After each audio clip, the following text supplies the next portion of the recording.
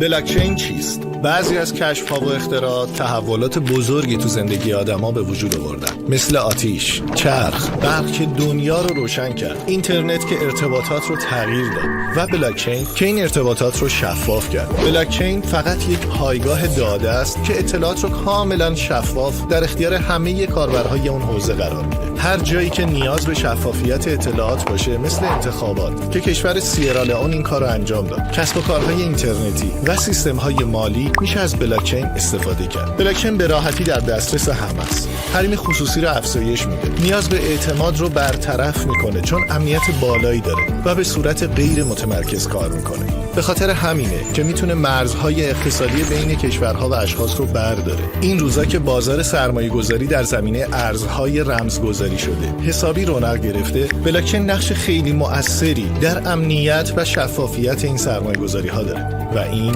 تازه شروع ماجراست. رسانت، شبکه تولید و انتشار محتوای دیجیتال.